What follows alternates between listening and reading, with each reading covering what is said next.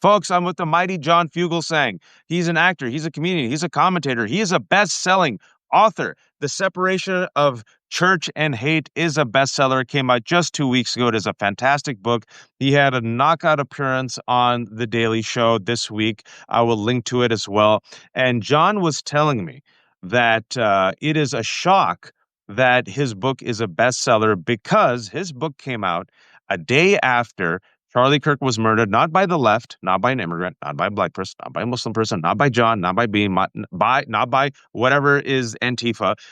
He was Not by anybody on the left fighting for gun control. Those woke gun control libs weren't behind the shooting.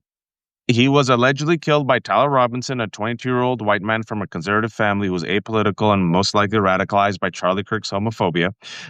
And John's book came out, and oh boy, the timing, John. Oh boy. So you tell me, how did your book that hates America, and of course has caused so much violence, your book, how did this book become a bestseller?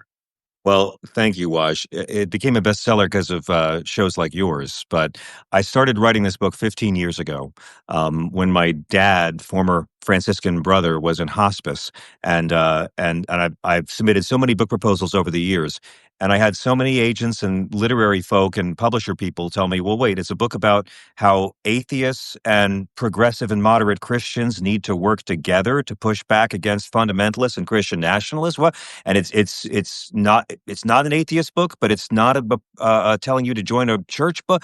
And I'm like, no, it's a guide for anybody of any faith to use the scriptures when you're debating a right-wing fundamentalist or Christian nationalist in your job, your family, your government, your social media feed.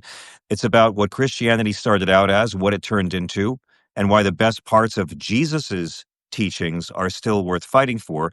That's often a very separate thing from organized religion. And Waj, I had this proposal turned down for so many years. People said, write your parents' love story. No one wants to read this. And the book was finally, Simon & Schuster took a chance on this, and the book was released the day before Mr. Kirk was tragically murdered by another 20-something emotionally unstable white person with easy access to a gun. As always, the 20-something white men. I think guns should be legal and free for most women because they have proven they are the only gender we can trust in this country with military-grade hardware.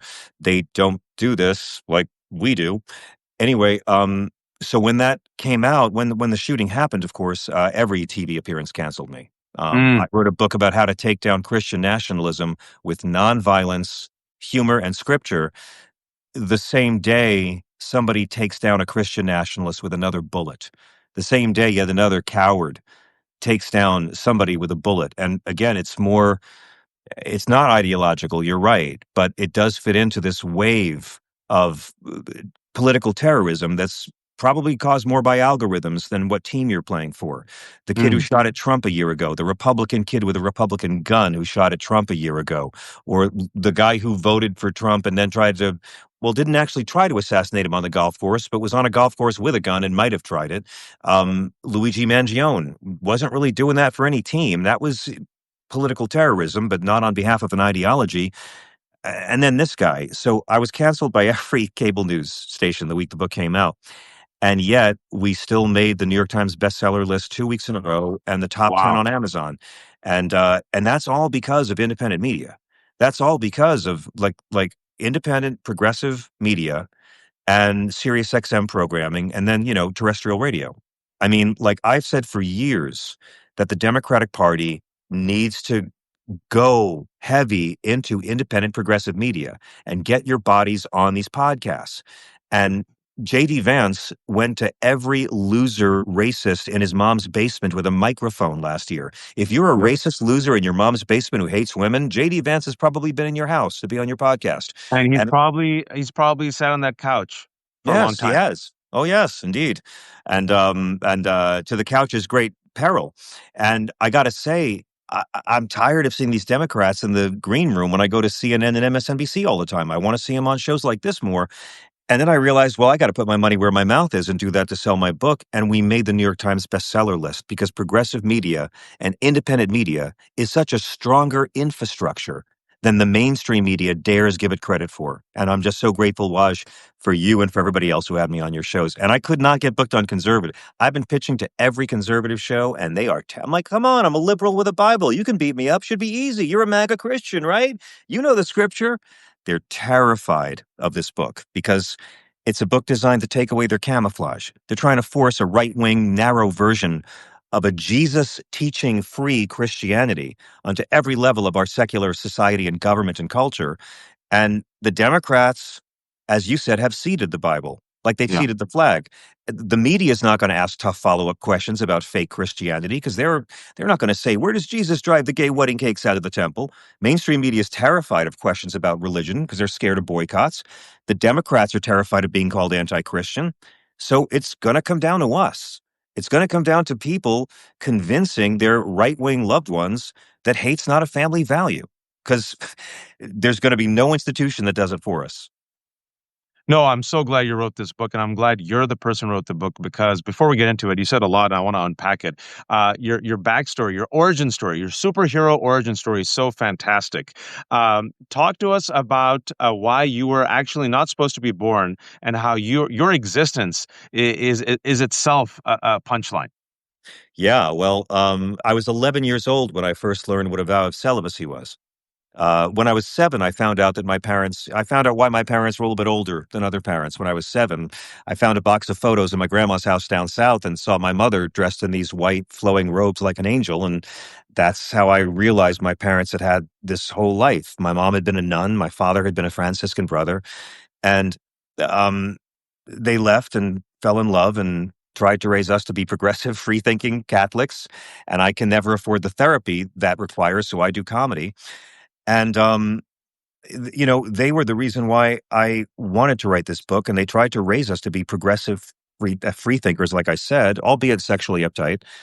And, I grew up being taught that Christianity was about the stuff Jesus taught, service to others and looking out for the less fortunate and uplifting those less fortunate than you, not hating people. And in Matthew 25, he says individuals and nations have to care for the sick, care for the poor, welcome the stranger, and be kind to those in prison. That's what I thought it was about. Don't be a dick. And I get older and it's humility. And then you grow up in this country. If you're raised that kind of Christian, you think it's about love. And you find out, no, it's actually this overwhelmingly white, petty, vindictive, power worshiping, greedy, Jesus free, tax free clique. Jesus free. That's key. It's That's key. key Jesus because free. this is their armor. This is their camouflage. And yet, you ask a MAGA person, what actual teachings of Christ does Donald Trump or your movement or Turning Point USA fight for? And you'll find out how little they know the Bible because they don't give a damn about what Jesus said. Their religion is power.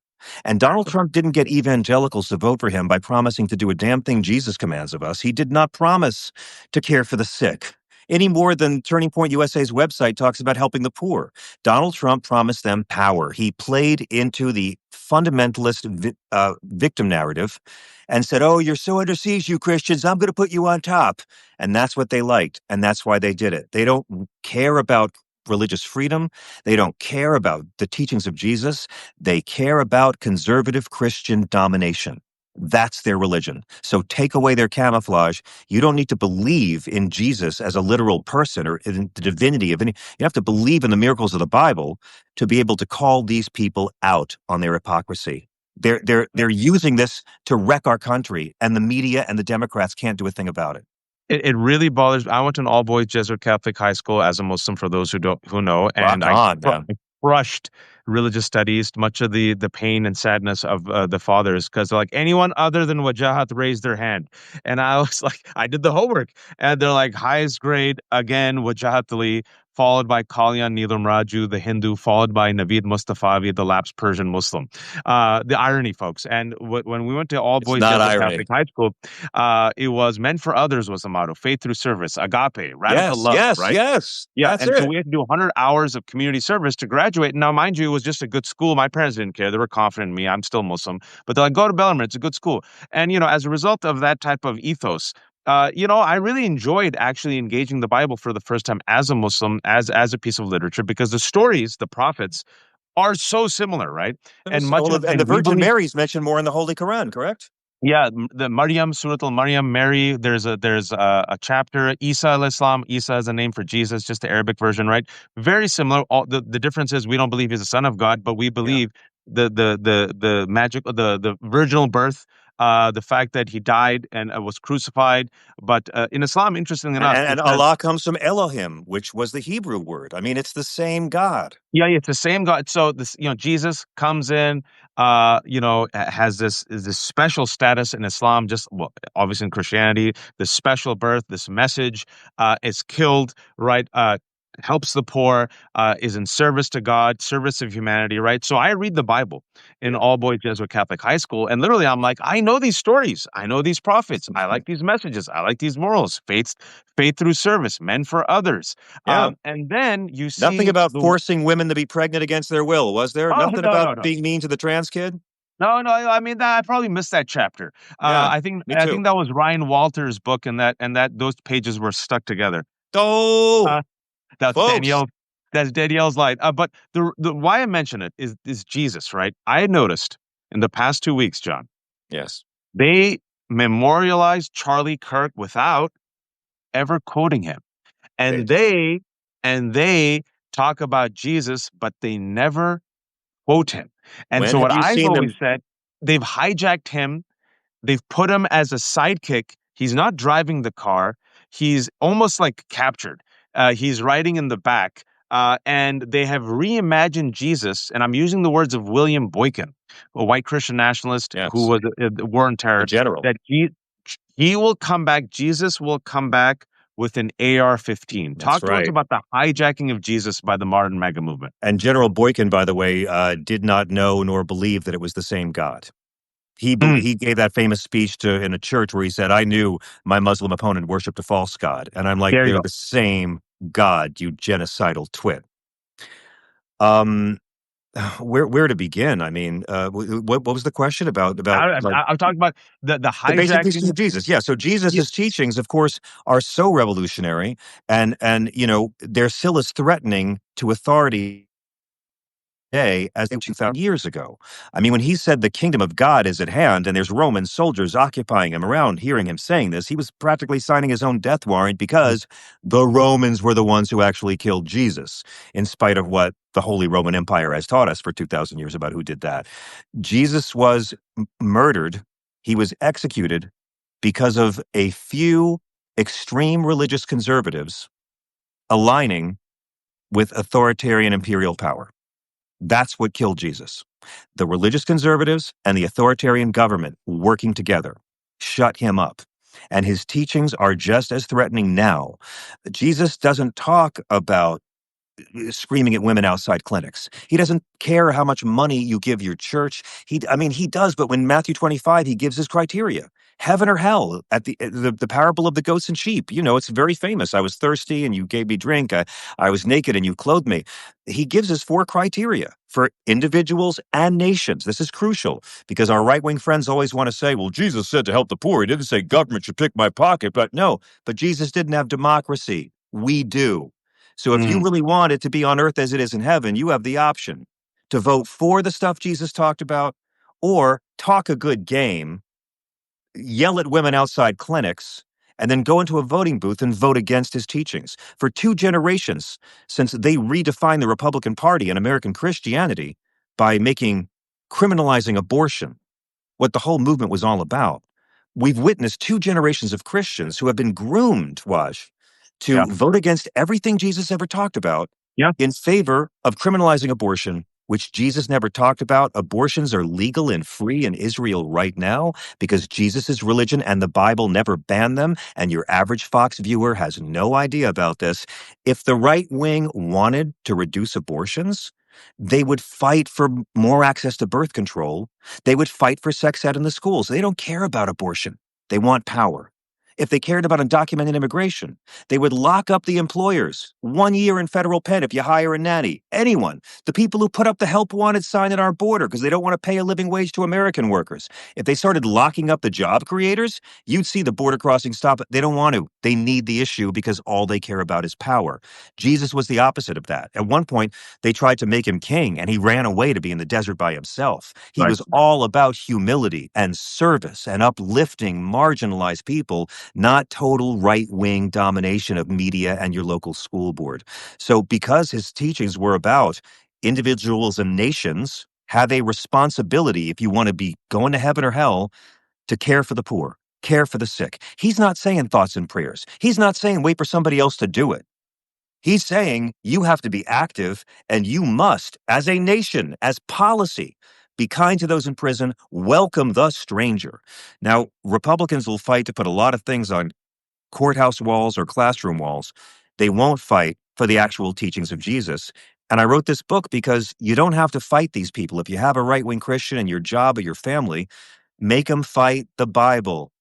I always say, God of the Hebrew Scriptures commands us to welcome the stranger and treat the alien as one of our own. Jesus says we'll be judged, heaven or hell, by how we welcome the stranger. So ask your uncle, why should I listen to you and Donald Trump and ignore God and Jesus? Why is Jesus wrong on this? Please explain. I don't see any asterisks in the book. Where does Jesus come out against abortion? I'll show you where he comes out against the death penalty. Why is Jesus wrong about don't execute sinners? Why is Jesus wrong that only sinless people should be allowed to murder prisoners? Just ask them questions. You don't have to fight them. They don't know this book, and they're counting on you not knowing it. So going back to me being the Muslim who went to an all-boys Jesuit Catholic high school, You I must have know the driven them book. nuts, man. You must have Uh, driven them nuts. I did because I was sincere too. I wasn't even a troll. I just really engaged the book, and I'm like, "Oh, Jesus, we love Jesus. You love Jesus." And speaking about Jesus, here's a quote. Here's a banger. Matthew 19:24. Again, I say to you, it is easier for a camel to go through the eye of the needle than Right. for a rich man to enter into the kingdom of God. So I tell Democrats, and I get hit, John. You know this too, and your audience is probably just as progressive. But people know I'm a Muslim, so they still tolerate me. The this aversion to speaking about God and religion, this Yeah, I know. aversion of using religious language and Jesus, the aversion to meet people where they are by the That's right. progressives. Let's just be honest. And I say this, and oh, they get so upset at me. This is what they say. I'm sure they're going to say in the comments right now.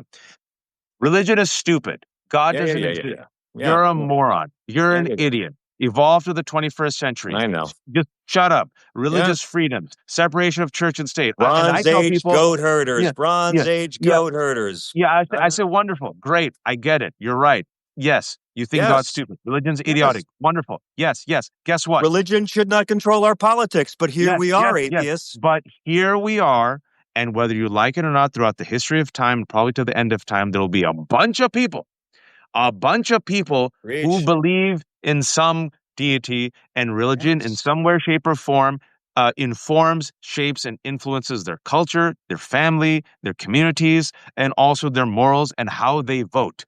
So, what Democrats have done, and I really appreciate you saying this. I heard your interview with on Daily Show. I want you to expand on this because I think finally someone agrees with me.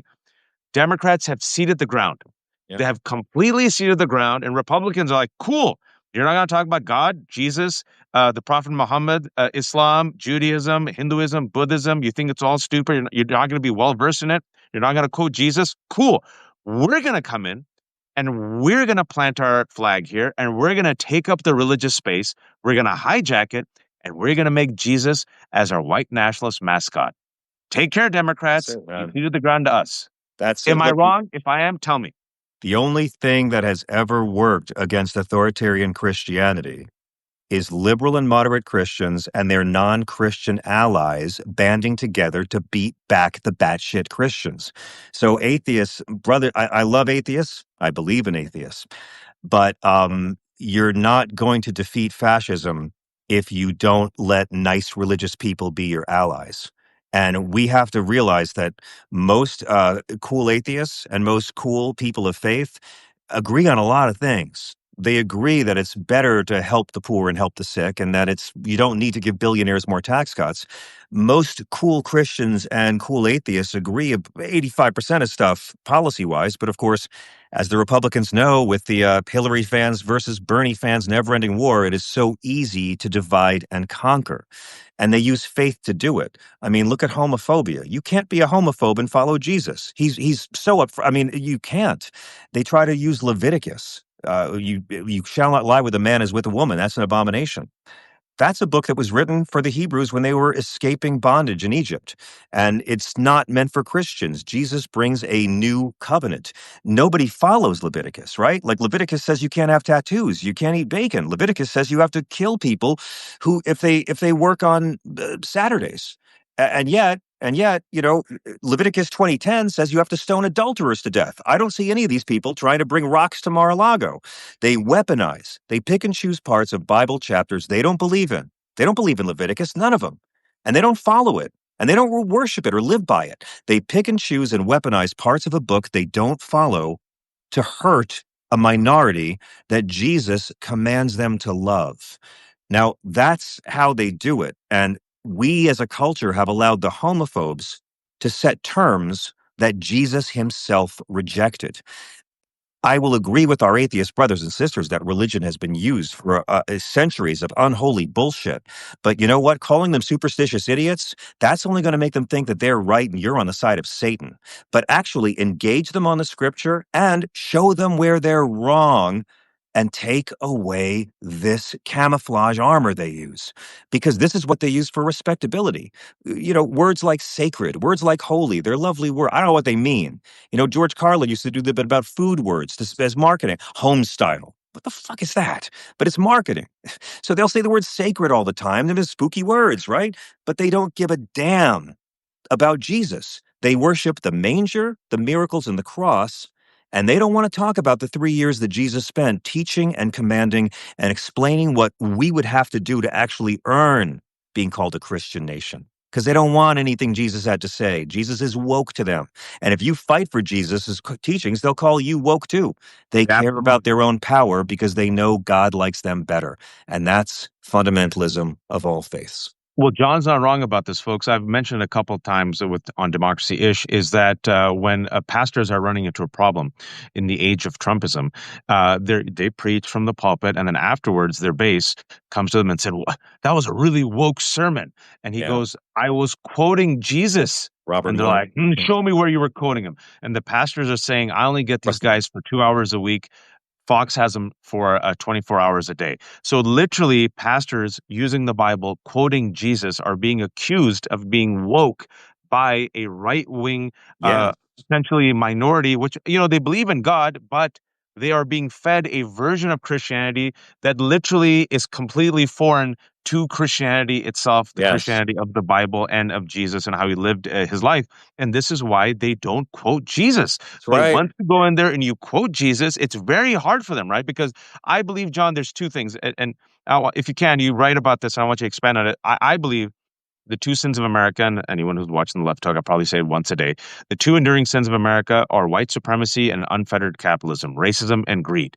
And until these two sins are confronted and dismantled, we will keep seeing the same problems again and again.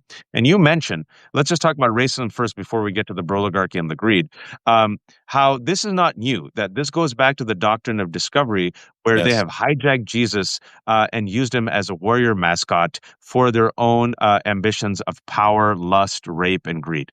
Yeah, I mean that's been the whole history of the religion, right? Like the history of Christianity it starts out as this small little Jewish sect run by this faith healer, mystic homeless dude who's murdered by the state, and there's only about 20 people spreading his movement after he dies. Most of them, the ones who knew him, got offed by Paul's friends. Paul, of course, was Saul, who then, of course, has his road to Damascus moment. Becomes Paul, and because Paul was a Pharisee, but also a Roman citizen, Paul was allowed to travel around the Holy Land and spread his version of Jesus' teachings. He never actually met Jesus. In the Bible, when he hears Jesus' voice saying, Saul, why do you persecute me? I'm like, how did he know that was Jesus' voice exactly? They never met, but it's a great story. So Paul starts to preach his gospel to the Gentiles. It's a Jewish movement. All the first Christians were all Jews. He changes his name from Saul to Paul to appeal to the Gentiles. I've known plenty of great Jewish comics who changed their name to get more work. I understand. And his whole sales pitch is, hey, it's like Judaism, but you can have bacon, keep your foreskin, there's eternal salvation. It's incredibly popular. Within 300 years, the Roman Empire takes over Jesus's operation. I mean, there's cultural appropriation, and then there's overtaking the fan club of a guy you killed. And once Rome gets their hands on the movement, it's no longer the homeless Jewish carpenter talking about helping the poor. Now it's an imperial religion that gets to oppress smaller groups like the pagans.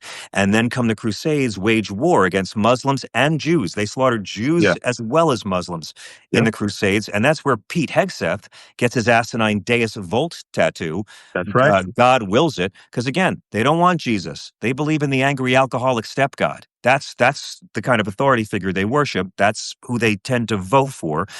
You mentioned doctrine of discovery. So the church props that up, and then it leads to slavery, then it leads to the Holocaust. But the point of my book is that throughout all of history, actual Christ followers, the people who really follow Jesus, have always been the ones to push back against the Christian authoritarianism. So the Crusades, St. Francis quits and preaches nonviolence. Columbus is slaughtering Taino people. The priest, Father Bartolomeo de las Casas, protests and writes to the Queen about this abomination and cruelty of the torture of these slaves. Then you got slavery, propped up by Christians, but Christ followers like Frederick Douglass and the Quakers and Harriet Tubman push back. There you go. You got the Holocaust, propped up by Christian nationalists, and Christian martyrs like Dietrich Bonhoeffer give their lives against this monstrosity. Segregation is totally propped up by Christians, and it takes a Christ-following Baptist minister from Atlanta, MLK, to shame white America with these scriptures. I mean, the labor movement, capitalist Christians, just as bad as the Confederate Christians, but it was Dorothy Day and the American labor movement that used scripture to argue the biblical rights of workers. And we've seen, Waj, in our lifetime, so many people have talked so many parents and grandparents out of so much homophobia. There is an incredible history of dynamite Christian activism, but it's always been in opposition to Christian authoritarianism. And I'm so glad you mentioned that, because I've always tried to make the case, going back to college, UC Berkeley, and going back to law school. I said, listen, folks, I know, I get it. Religion's stupid. We're idiots. I can't believe we believe in a man in the sky. I get it. That's fine. But I said, if you look at social justice movements, both here and abroad in the 20th century, all successful social justice movements had a moral anchor rooted within some theology. You're You right. had Gandhi, you have Malcolm X, you have MLK, you have Frederick Douglass, right? Like, you cannot separate it. Show me where something without any religious, spiritual, moral anchor, right? Which it does not have these individuals as allies who bring in the community of the church or the mosque or the synagogue. Show me where that movement has succeeded when it comes to progressive reform and change. Show me if you can. Yeah, and for the most part throughout history, it's always, I mean, we're witnessing these political terrorism acts now, but it's always been the agents of change, the liberals in each religion who are willing to risk their lives for peace, and they get bumped off by the conservatives in their religion. That's MLK, that's Robert Kennedy Jr. Gandhi was killed by a more conservative Hindu. Yitzhak Rabin was killed by a more conservative Israeli for making peace with Palestine. And we saw Anwar Sadat murdered by a more conservative Egyptian Muslim for making peace with Israel. It's Romero. always, and Jesus, Romero, it's John Lennon. It's always the people that are trying to change things who are knocked off by the fundamentalists of their religion that are terrified of change. And I want to ask you this then. We talked about the racism, and I'm so glad you talked about the doctrine of discovery, because not enough people do. No. And Robbie Jones wrote about it a couple of years ago, and I brought him on also. The doctor, because it goes back, folks. When Robbie was doing it, and Robbie comes from the South. Robbie Jones, public PRI. He's the head of PRI, which is a fantastic amazing institute great that group. talks about religion and politics and how Americans feel about it. And he, came from the Baptist church, knows all the hymns, knows these people, gun owner, researched it. And he was like, man, this is what we were taught. And he says, white supremacy is baked in. It is Into baked in. And America is the only country on earth where our history of Christianity is completely entwined with a history of white supremacy. We're the only ones on the globe to enjoy that status. And the other sin that I talked about was unfettered capitalism or greed. And Yeah. this is where another just this insidious hijacking of Christianity and hijacking of Jesus into a mascot of capitalism. You know, that somehow Jesus was wearing a three-piece suit and a tie like Rush Limbaugh, right? Yeah. The prosperity gospel. Can Oh you, yeah. for those who don't know, and talk to us about how it's so intertwined now with modern MAGA? Well, yeah, it's okay. I want to be careful because you're right about corporate Christianity. Prosperity gospel is not Christian nationalism. I don't group that stuff in together. Joel Osteen is not a racist. He is not No, no, no, no. a I'm not xenophobe. saying that. I'm talking about. You're right. But but We're but but getting I want like to say, it's garbage. It's garbage theology because it's all about, oh, God likes you so much for your good. You're such a good Christian. God's going to reward you with earthly goods. Nowhere in the damn Bible does Jesus say you're going to get stuff for being so good. Jesus's movement is all about what you give, not what you get. But it's very seductive to sell people, oh, you're special and God likes you better and you're going to win the lotto. Now, this is garbage junk theology because what you're actually messaging is hard times, well, that's because your faith's not good enough. I mean, you lost there you your go. job, you're broke. Well, it must be because you didn't pray hard. There's some spiritual deficiency in you because if you're not getting abundance, it means God doesn't like you for some reason. And it's more shaming of the poor. It is just so regressive. It's exactly what Jerry Falwell did when he called poor people bums There you looking go. for a handout. And it's the exact opposite of Jesus. But to your previous point, Watch, throughout history, they've justified all this cruelty with the argument, but we're going to give them Jesus, right? The Crusades, well, we're going to ignore everything Jesus said so we can conquer cities in his name. Spanish Inquisition, we're going to ignore everything Jesus said and torture the hell out of people to make sure they worship Jesus. Columbus, they were slaughtering people in the shadow of the cross, but it's okay. I mean, look at the Native Americans. Look at the slaves. Being saved didn't save them. But that's always been how Christian authoritarianism has worked. We want power. We're going to ignore everything Jesus said to get power, and we're going to sleep at night by forcing somebody else to believe in this Jesus that we don't fucking believe in. And also the fact that we'll also get rich while we're doing it. Yes, And exactly. I want to be Off clear. I'm someone glad. else's labor. Yeah, Joel Olstein is not the same as, say, these folks, but I'm talking about the Yeah, intersection and the use exactly and right. abuse of Bible and the Jesus to mix both That's racism why I mentioned into. Falwell, because there is an Yeah, intersection there. yeah. I Yes, but mean, I it's just say there. It's there. Osteen is not xenophobic. He is just junk theology and quality hair products. Yeah, That's yeah, our so, joke. yeah, exactly, exactly. So I'm talking about how there's an intersection of unfettered capitalism Yes, with white supremacy, always has been. Always has and been. the it's going back to the Crusades, and it's all about let's use Jesus to wipe out our enemies. Let's use Jesus to conquer new land, expand our territory, create a Riviera in the Middle East, if you will. Let's Yes, use Jesus to purge and purify the land ethnic of our cleansing. enemies and critics. And then along the way, let's get some good real estate deals because God wants us to enjoy this life. Let us live abundantly because God created this earth for us. Let's not care about climate change because we're all going to meet God anyway. And That's right. everyone No else who gets stewardship. yeah, no, and everyone else who gets exploited, they should work harder. They should stop wanting handouts. They're whining. And if God loved them like he loves me, he would have given them the jet. The That's fact that I have fundamentalism. a jet, John, Yeah. the fact that I have a jet means that God loves me. Because if God didn't love me, Yes. why would I have a jet, John? And that's the essence of fundamentalism. They don't believe they're better than you. They know that God thinks they're better than you. So when you're going up to debate a fundamentalist, whether they're Christian, Hebrew, Hindu, Muslim, I don't care, if they believe that they speak for God, and anything I do, any cruel policy I endorse is okay because ultimately it's all for God. It's all for God to spread God's word and make this a Christian. It's all about their power. This is the lubrication they use. But if you're going to go up against that, they're going to view you as representing Satan. This is fundamentalism. You're opposing me and I'm on the side of God. I am not going to sit and negotiate what gender or marriage is with Satan. I'm not going to debate what school curriculum should be with someone who's fighting for Satan. And this is what ruins religion for all the moderates and for all the liberals of every grade. The overwhelming majority of liberal and moderate Christians, Jews, and Muslims are getting along just fine right now all around the world in schools and businesses, communities, and families. It's always the far right-wing extremist fundamentalist douchebags that get all the headlines, that ruin it for the rest of us, and that always get the media exposure because nice people getting along is boring, but hateful, violent, religious idiots get the clicks.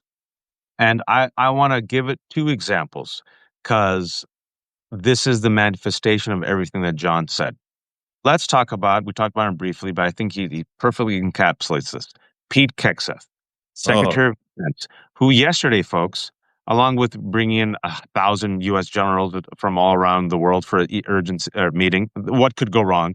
He said the following yesterday. Under my direction, the soldiers who fought at the Battle of Wounded Knee will keep their medals. This decision is final. Their place in history settled. There was no Battle of Wounded Knee. There was a no massacre. battle of Wounded Knee. Thank There you. was a massacre. They killed these white settlers. These white folks killed the white soldiers. Yes. Killed Slaughtered women and slaughtered children. the Lakota Sioux, dozens of women and children. And Yes. so this super Christian Pete Hegseth is going to award the soldiers who fought at the Battle of Wounded Knee. He has purged DEI. As a Yes. man who is accused of sexual assault, he's a Awesome. man like John said has. By the way, Awesome. his Deus Vald, God wills it. He has a new tattoo right underneath it. You know what that tattoo is? Kafir. Kafir in Arabic means one who rejects faith. Mm. So he has Mm. Deus Vald, Kafir. He has the Iron Cross. He wrote a book called American Crusade, where in That's the right. book, in his own words, he openly talks about being too extreme for Oh, yeah. even for the government. He just openly, just last month, and no one asked him about this, defended the Christian nationalist, this guy, Doug Wilson. He's part Yes. of his Christ Church. He goes to That's right. the one in D.C. They Yes. believe in no separation of church and state. They believe the Correct. 19th Amendment should be repealed, the use of violence to purify the world. When it came to that Correct. CNN panel where they're openly talking about this, Pete Hegseth retweeted, folks, that 6 minute CNN interview with these people, approvingly saying all of Christ for all of life. Just use the Hegseth as an Yeah. example of where we're headed. Well, you're going to ruin his reputation as a rapist who Oh, pays women my and bad. makes them sign NDAs after the nurse doing the rape kit decides she has to call the police. Let's never forget that. When we Nope. discussed the Secretary of Jägermeister, it was the nurse performing the rape kit for the woman who chose to call 911. Mm, That's the guy talking about Christianity. The Secretary of Killing People, mm, the man in charge of our well-trained elite hired killers.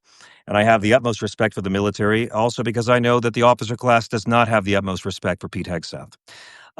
They don't fight for anything Jesus talked about. And you're right, they're celebrating the white supremacist murders of Wounded Knee.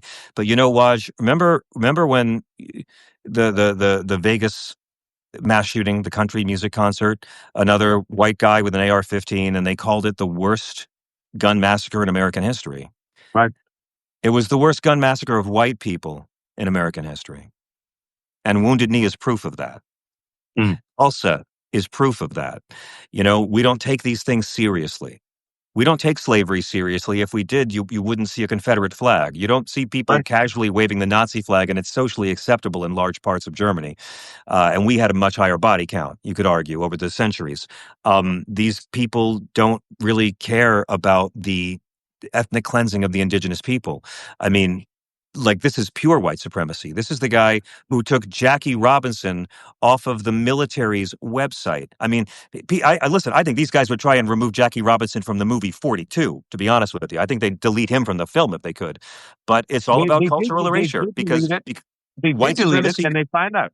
Sorry, I didn't mean to interrupt you. They did delete Jackie Robinson, and there was such an uproar that they had to bring him back. They already Yeah. deleted him, and they had to bring him back. Sorry, John, I didn't mean to interrupt But your this is flow. how fragile white supremacy is. This is how brittle and unmanly it is. That they don't feel that white people can be on top based on their own merits. So they have to hide the achievements of non-white people to make white people look better. They're so embarrassed. They're so scared. They have no faith, and they need to rig the deck to make their racist dead ancestors look better because they don't want children who are white to be taught the truth about their great, great, great grandparents. I happen to think we have an evolutionary responsibility to be better than the ones who came before us. I have no problem believing my kid's going to be a better person than me. This whole ancestor worship is just to make racists feel better. It ain't Christian. There is no part of the Bible that Pete Hegseth has ever fought for in his life. No part of Jesus' teachings that Pete Hegseth has ever fought for in his life. And the military and the Democratic Party are not able to call him out for this. Uh, you know, let me ask you two quick questions and I'll let you go. This is a fantastic conversation. Nearly 1,500 people joining us. This is John Fugelsang, Sirius XM host. He also is a comedian, also a fantastic author of a great best-selling new book, Separation of Church and Hate. That's what we're talking about. And he's brought all the receipts, and he has a fantastic origin story. He wasn't supposed to be born, but a father and a sister along the way fell in love and decided to leave and then have this heathen of a child. Yes, I'm really not supposed to be here. They promised Yeah, God I would never happen. God is in the chat right now. Why did you make this happen, God? But anyone who thinks that this is not a serious conversation, no, don't talk about religion, folks. I've said it before. I'll say it again. You cannot ignore this. You can't. You have every right to think religion's stupid. You have every right not to believe. You have every right to be an atheist. I will defend and fight for your right to call me a silly Muslim who The believes in silly fundamentalists things. hate you atheists just as much as you hate them.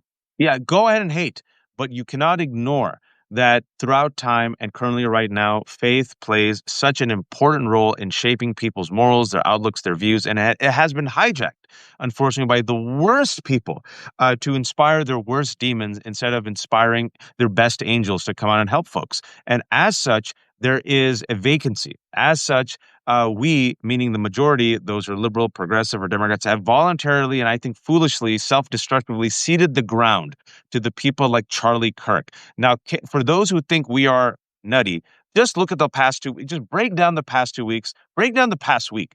Because I know, like me, you saw the memorial, it wasn't a memorial, and how Christianity was so powerful to whitewash Charlie Kirk, make him into a martyr, and use him as fuel for a fascist regime.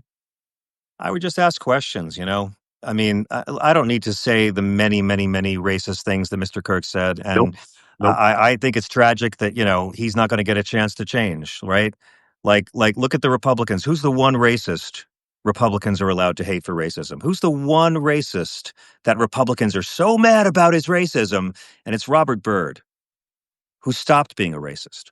Robert Byrd, who was a KKK member and a Democrat, who then renounced racism, embraced civil rights, fought for racial justice, was honored in death by the NAACP, and that's the one racist they have been groomed to be mad about. But Charlie Kirk's never going to get a chance to be like Robert Byrd. Charlie Kirk is never going to get to grow beyond his programming. I was an asshole when I was a teenager. I was a homophobic 13-year-old, and thank God I knew a gay costume designer who straightened me out when I was a kid. But Charlie Kirk's never going to get to have a gay friend, or a trans friend, or a Muslim friend, or a Latina friend, or a black friend. He's never going to get to grow and have his heart and mind expand. His kids are going to grow up and see all that racist, woman-hating garbage he said, and he's never going to get a chance to be bigger than that. And I just say, ask them questions. Look at Turning Point USA. Where did they talk about helping the poor? Where did anyone talk about helping the poor at the whole funeral? That's Jesus's number one issue. At every one of his live gigs, that was like his Layla. Like that was like his Freebird, help the poor. I hear it once, didn't hear help the sick, didn't hear welcome the stranger.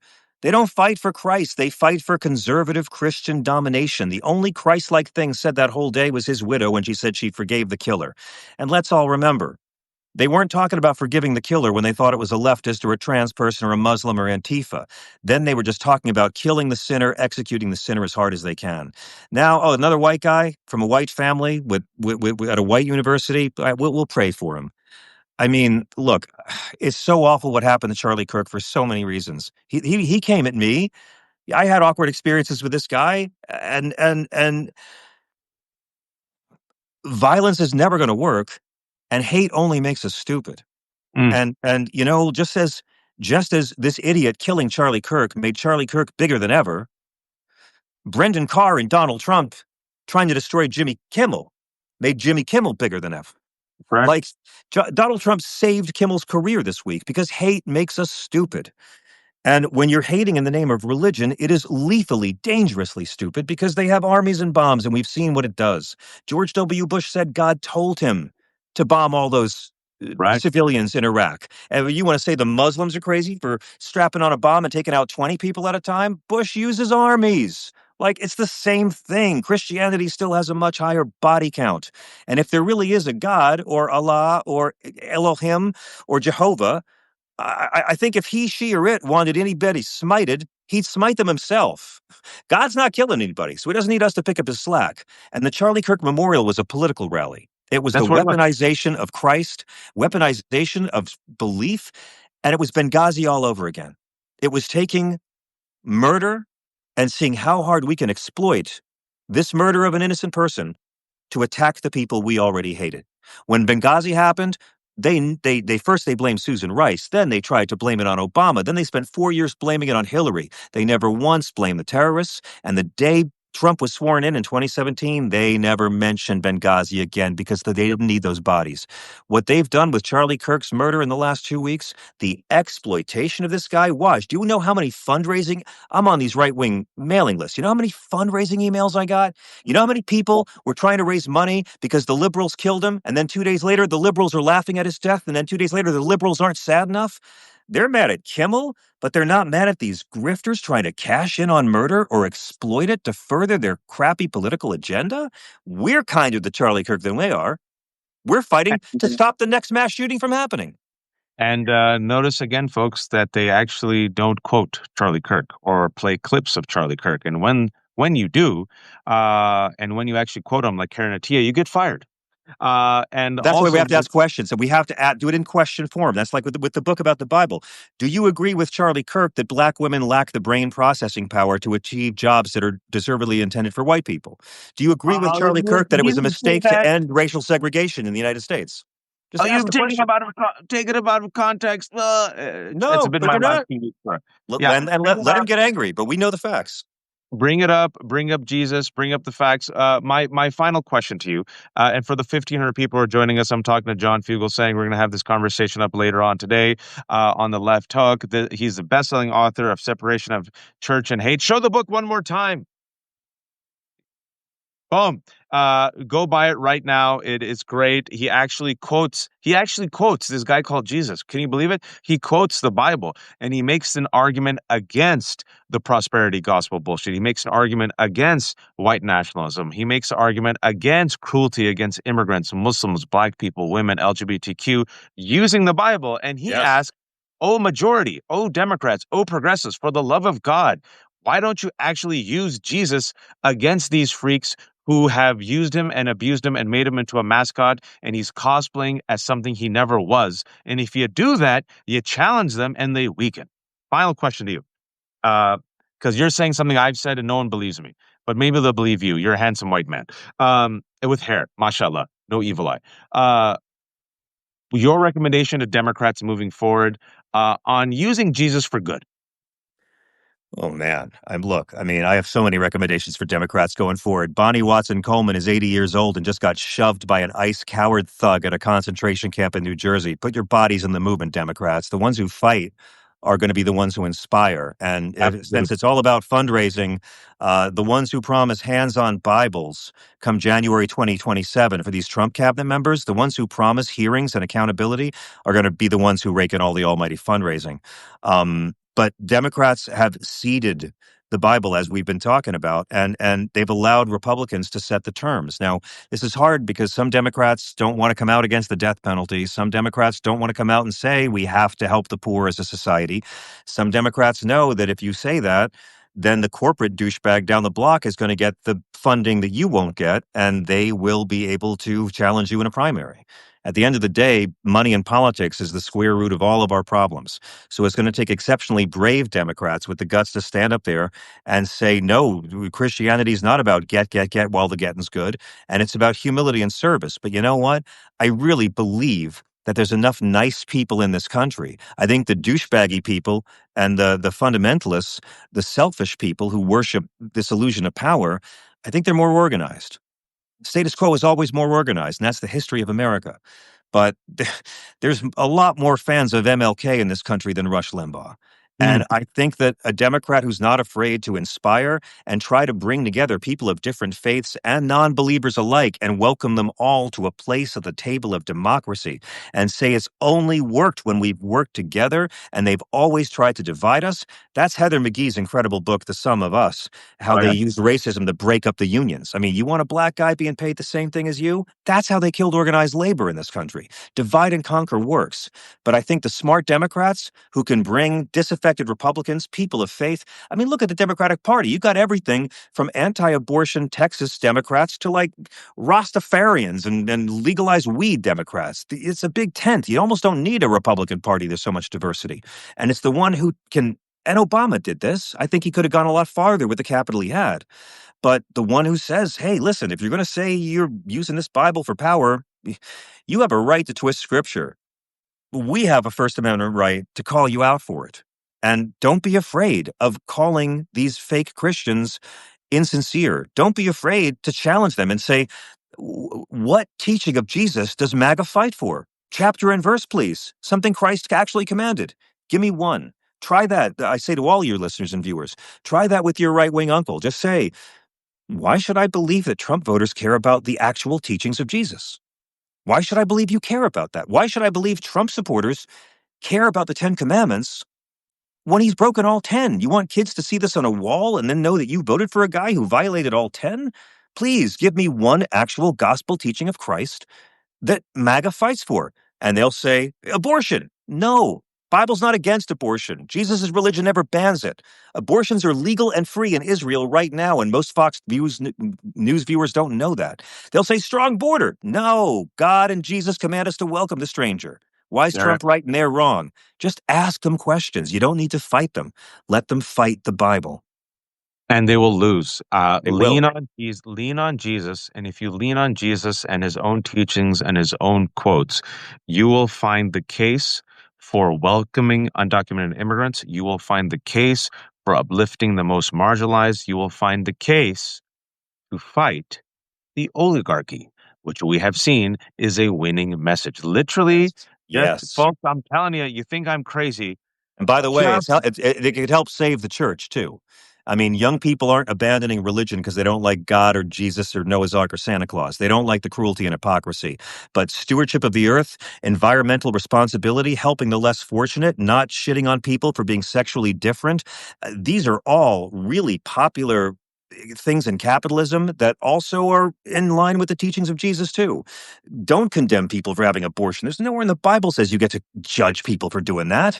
And there's nowhere in the Bible that says that a bunch of men should have the right to force a 14-year-old rape victim to be pregnant by her stepdad against her will. It's not in the book, man. Jesus is against the death penalty. So if they're going to say, I'm going to criminalize abortion, which Jesus never mentioned because I'm so Christian, but I support the death penalty, which Jesus was against, then we are not obliged to take their claims of piety seriously.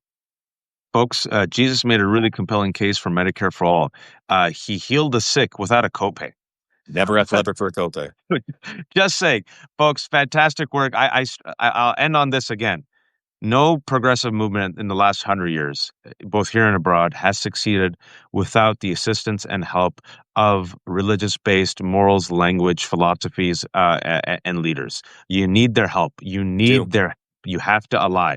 And if you don't, it's not going to work, folks. And if you, And I'm nobody hates telling the you, black church, by the way. None of you atheists hate black church. I refuse to yeah, believe it. you just combine a Jesus quote with a case for Medicare for all. You combine a Jesus quote for a case for amnesty. You combine a Jesus quote with the case for fighting the oligarchy. Mm. You're going to reframe people's brains. They're going to be like, oh, yeah. And it's going to be a win. John, shamelessly promote yourself. My name's John Fugelsang. You can follow me. I host the evening broadcast on Sirius XM. Hey, Waj, you free to join me tonight at 9:20, by the way? I was supposed to ask you about that. Oh, We're also a free podcast called the John Fugelsang Podcast every day, and you can follow me on Substack and all the socials. And my book is available on audiobook on Amazon, but physical books are out of stock, and it's a 3-week wait on oh, Amazon. really? So Oh, that's please, awesome, man. you have to you're forced to buy it from a less evil website, but it's called Separation of Church and Hate: A Sane Person's Guide to Taking Back the Bible from Fundamentalists, Fascists, and Flock Fleecing Frauds. Waj, my mom the nun would have said that you have a ministry, and I thank you for all the truth you give and how entertainingly you do it. No, yeah, you're on fire, man. You're doing great work. And you did the Audible, correct? Yes, sir. Yeah. Yep. So listen to John as well. Folks, this has been The Left Hook. There are no paywalls because I'm a terrible capitalist. If you have a few bucks, buy John's book, The Separation of Church and Hate. And then if you have a few bucks left after that, if you do, send it over to me because I got 800 kids. If not, everything's free. For the 1,500 people joining us, I've been talking for the past hour to John. He makes, I think, an extremely compelling case for why Jesus would actually be on the side of the marginalized. And I believe he makes a compelling case why the Jesus that you see of MAGA is not the Jesus of the Bible, but is instead a hijacked mascot who has become an ambassador for white supremacy, power, and greed. And he makes the case, which I agree, that if Democrats and the rest of us, at the very least, who are anti-fascist, actually lean into the teachings of Jesus, Yes. it will be able to move more hearts and minds and create a bigger resistance movement. It's all about addition, folks. It's all about addition. Thank you for joining. Thank you for listening. We're going to have this up later on my Substack. And do you have a Substack, John, or no? I do. I'm on Substack. Yes, please follow me. So it'll be up later today, and we'll share it. Folks, be kind, Thank be you. decent, listen to John's show, and don't be a fascist. Take care, buddy. Thank you, sir. Peace. Thank you, sir.